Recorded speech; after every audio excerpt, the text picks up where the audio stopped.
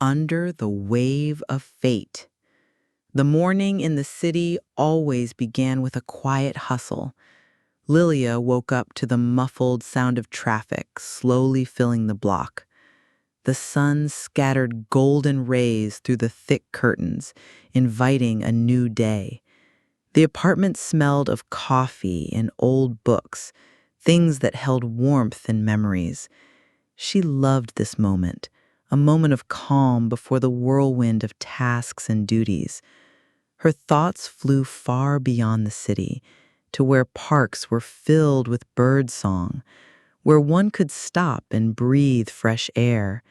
She dreamed of easy days, evenings by the fire, conversations under the stars. In everyday life, she often lost herself, searching for meaning in endless rituals. Her work demanded maximum dedication, and evenings left little time for rest. But in her thoughts, she was often far from the city noise, on the coast, where you could walk barefoot on warm sand, where every dawn was like a new fairy tale. At the other end of the world, in a small town of another country, lived Jack. His morning began with birds singing and the gentle rustle of leaves. He lived in a small house surrounded by peace and quiet. Here, Jack found refuge from worries and daily bustle. For him, every day was a moment of harmony with nature and himself.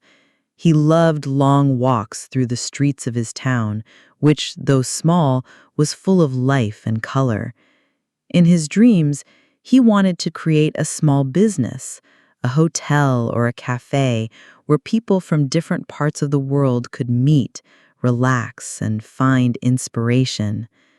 One day, Jack thought to himself, I want this place to become a home for others, just like it became a home for me.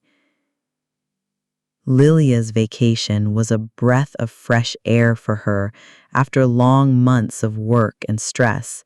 She came to the small town to rest, breathe freely, and find herself.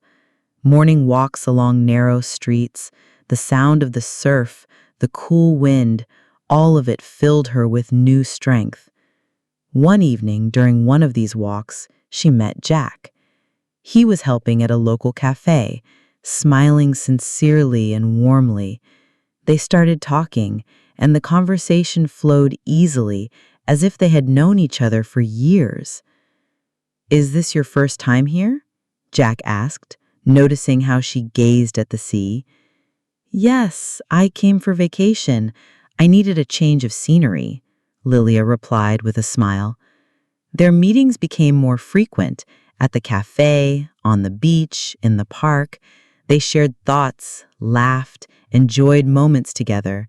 Lilia felt that she had finally found someone who understood her world.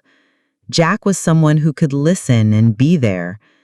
One evening they sat on the beach when Lilia said, It's so peaceful here. You can forget all your problems.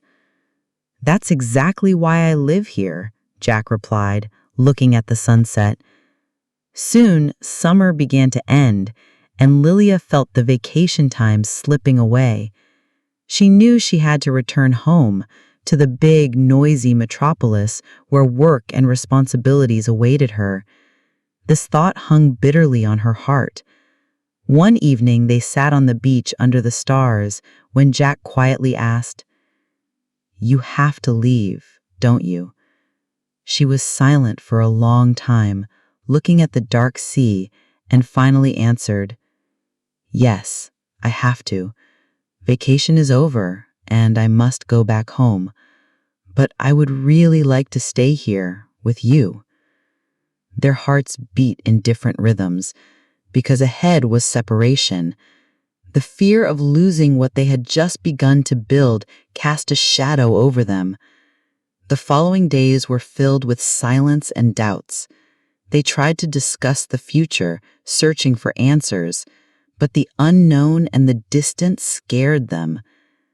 How will we manage if you go back to the city? Lilia asked anxiously.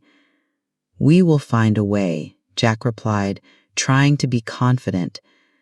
A few weeks after Lilia returned, they kept communicating, calling each other every evening, trying to preserve what they had between them.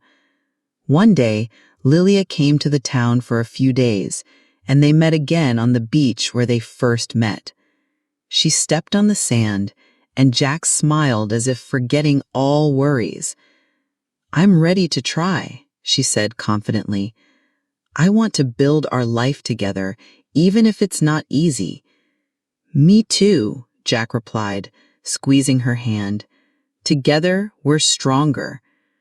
They sat side by side, holding hands, looking at the endless ocean. The waves seemed to give them hope and strength. They agreed that they could overcome any difficulties because now they were a team, supporting and believing in each other. After Lilia returned to her city and they agreed to build a life together, the decision to settle by the sea became a natural and important step for them. This was a place where their souls felt harmony, where the sound of the waves and fresh sea breeze filled them with energy and inspiration. They found a small house with a view of the ocean, simple but cozy, with large windows through which sunlight poured every day. Far from perfect, but full of potential and possibilities. Nearby were several deserted beaches where they could enjoy sunrises and sunsets. "Can you imagine what a cozy hotel could be here?" Lilia said, examining the plan. "The dream is getting closer," Jack replied, smiling. The idea to create a hotel came from their desire to share the beauty and tranquility of this place with others. They wanted every guest to feel at home in a warm, friendly atmosphere where harmony with nature prevailed. Restoring the house became a real adventure. They repaired rooms together, painting walls in light, sea colors, choosing furniture made of natural wood, arranging cozy corners with blankets and pillows. Lilia handled interior design, selecting details that create a feeling of home warmth. "It has to be a place where people want to return," she said while placing candles. In the yard, they arranged a small garden with flowers and fruit trees, and by the entrance they put benches where guests could drink coffee, listen to birdsong, and enjoy the view. Advertising was on social media, travel sites, and by word of mouth. The first guests were friends and acquaintances, but over time, people from different parts of the world started coming here. At the same time as opening the hotel, Jack was realizing his childhood dream, a surfing school. He organized a small team of instructors, including both professionals and enthusiasts who loved the sea and wanted to share this passion. "I want everyone to feel what it's like to be part of the ocean," Jack said.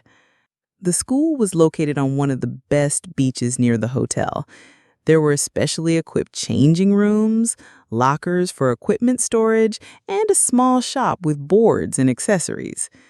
Jack personally conducted the first lessons, explaining to students not only the technique of riding waves, but also respect for the ocean, safety, and ecology. Training took place in a warm, supportive atmosphere. Lilia helped with administrative issues, organized events, and encouraged clients, creating a sense of community. After a busy workday, Jack and Lilia returned home to their little paradise by the sea. They loved evenings on the terrace where they set a table with cool drinks and watched the sunset, listening to the sound of the surf. Often they sat for a long time, talked about plans, dreams, shared thoughts. In such moments, time stopped. "This is our place of strength," Lilia said. "Here, we are real," Jack agreed. Lilia tended her rose garden, which she loved very much, while Jack restored old surfboards or prepared surprises, dinner on the beach, a boat ride. Their house became a symbol of peace and new opportunities, where every day was filled with meaning and love. Their team grew and the business developed. Lilia learned to organize events, concerts, festivals, beach parties that gathered locals and tourists. Jack searched for new routes for walks and expanded the surfing school. Every client became a part of their story because they created not just a business, but a true community of like-minded people. Their love, like the ocean, was deep and alive, sometimes restless, but always beautiful.